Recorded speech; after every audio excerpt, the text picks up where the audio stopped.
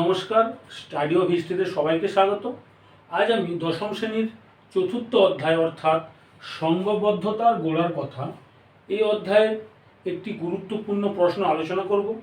আমি তোমাদের আগের ক্লাসে এই অধ্যায় থেকে সিপাহী বিদ্রোহের প্রকৃতি, মহারানীর ঘোষণাপত্র, বঙ্গভাষা প্রকাশিকা সভা, ওই সভা সমিতির যুগ বৈশিষ্ট্য, এই ধরনের এই কোশ্চেনগুলো তোমাদের দিয়েছি। আজ তোমাদের কাছে আলোচনার বিষয় হলো জমিদার সভা।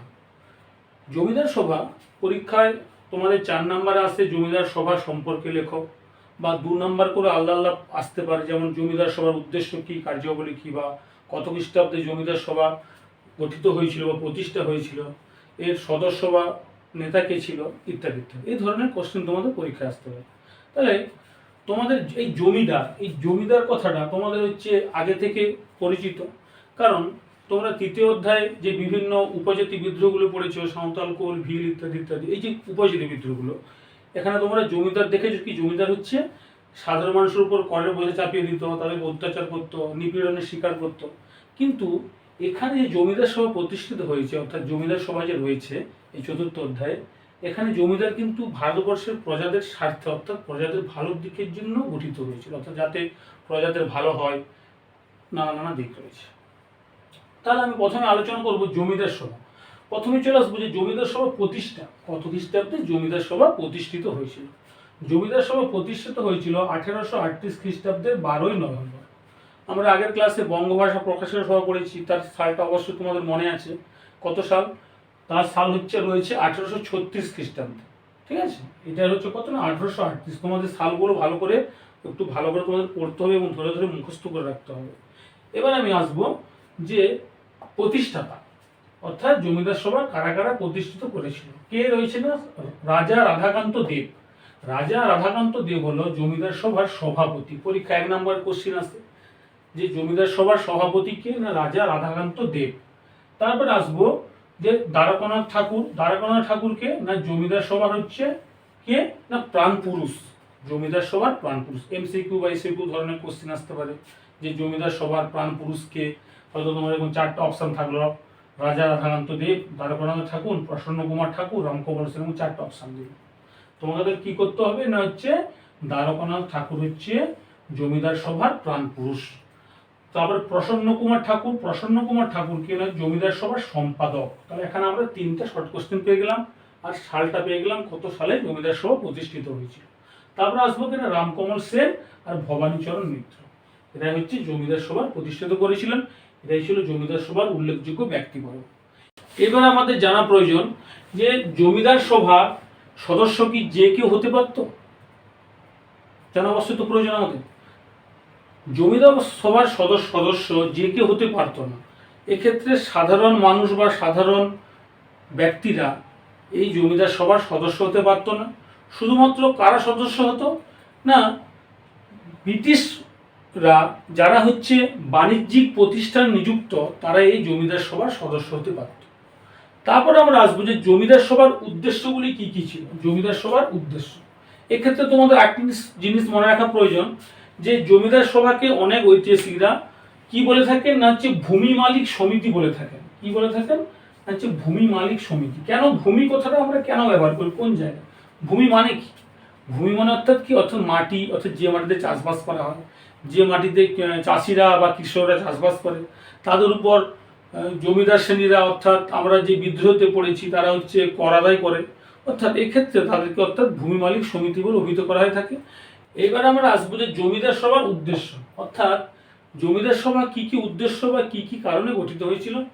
জমিদার সভার প্রথম উদ্দেশ্য জমিদারদের স্বার্থ রক্ষা করা। অর্থাৎ কি উদ্দেশ্য? প্রথম উদ্দেশ্য জমিদারদের স্বার্থ রক্ষা করা, অর্থাৎ বিভিন্ন স্থানে যে জমিদার সভা প্রতিষ্ঠিত হয়েছিল তার হচ্ছে স্বার্থ রক্ষা ছিল জমিদার সভার অন্যতম উদ্দেশ্য। 2 নম্বর আমলাতন্ত্র, অর্থাৎ বিচার, পুলিশ, রাজস্ব সংস্কার সাধন করা।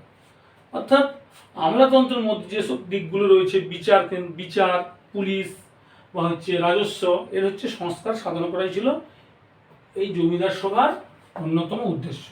তারপর কি রয়েছে না চিরস্থায়ী বন্দোবস্তের প্রবর্তন, অর্থাৎ সারা ভারত, অর্থাৎ ভারতবর্ষে চিরস্থায়ী বন্দোবস্তের প্রবর্তন করা এবং ছড়িয়ে দেওয়া বা প্রসারিত করা। তারপরে আসবো কি 4 নম্বরে কি রয়েছে বা শেষ পয়েন্ট, সে কি রয়েছে না নিষ্কর জমি। অর্থাৎ নিষ্কর জমি মানে কি না না যেসব জমিতে খাজনা দিতে হতো না, অর্থাৎ যেসব জমিতে কর বা খাজনা ব্রিটিশ সরকারকে দিতে হতো না, সেটাই হলো নিষ্কর জমি। অর্থাৎ এই নিষ্কর জমির প্রসার ঘটানো ছিল এই জমিদার সভার একটি অন্যতম উদ্দেশ্য। তারপরে আমরা আসবো যে জমিদার সভার কার্যাবলী। তাহলে জমিদার সভার উদ্দেশ্যগুলো কি কি আমরা জানলাম না, জমিদারদের স্বার্থ রক্ষা করা, আমলাতন্ত্র অর্থাৎ বিচার, পুলিশ, রাজস্ব সংস্কার সাধন করা, চিরস্থায়ী বন্দোবস্তের প্রবর্তন করা সারা ভারতে, আর একটা পাকাপাকি বন্দোবস্ত, বা চিরস্থায়ী মানে কি পুরো পাকাপাকি বন্দোবস্ত।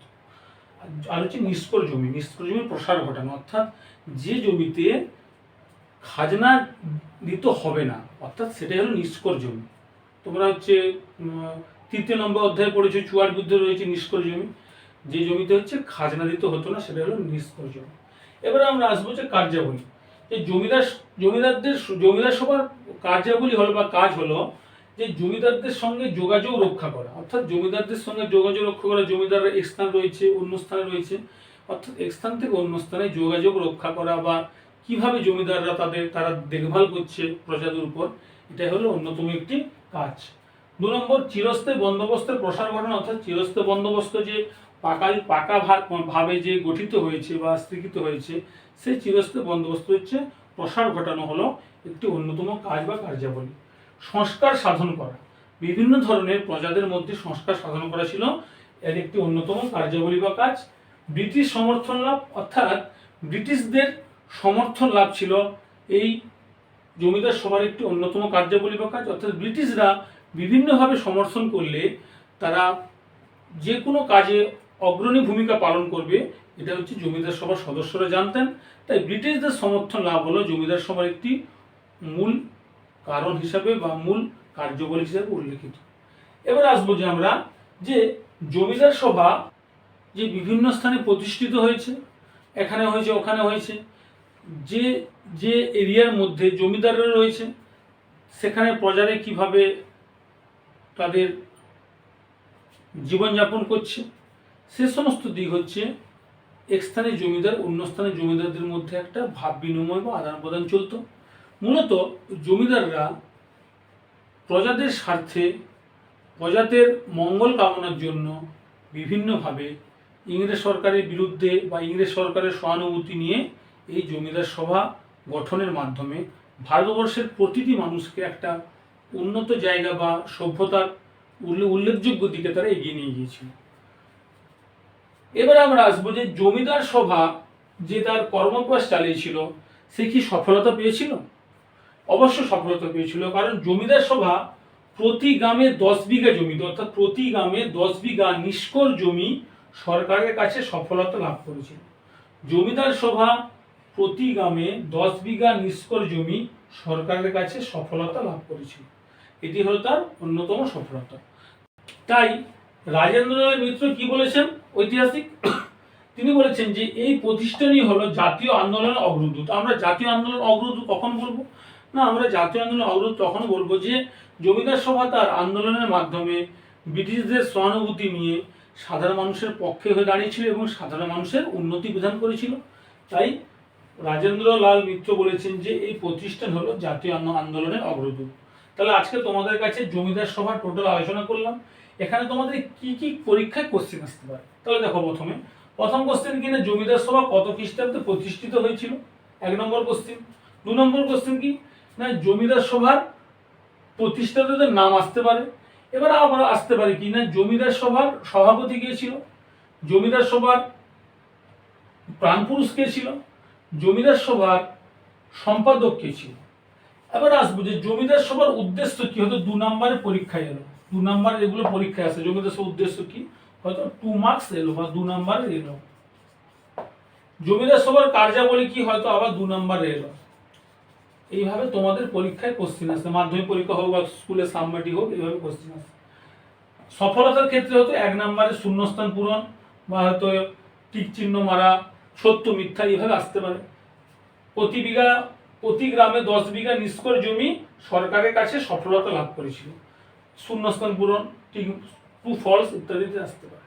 তাহলে এই হলো তোমাদের জমিদার সভা। তোমরা অবশ্যই ভালো করে পড়বে, তোমাদের টেক্সট বই বা বিভিন্ন যে সহায়িকা বই রয়েছে তোমরা সেগুলো ভালো করে দেখতে পারো, এটা ভালো করে পড়বে, তোমরা অবশ্যই পারবে।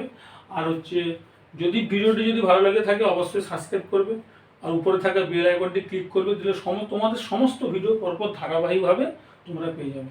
আজ রাখছি, ভালো থেকো, সুস্থ থাকো।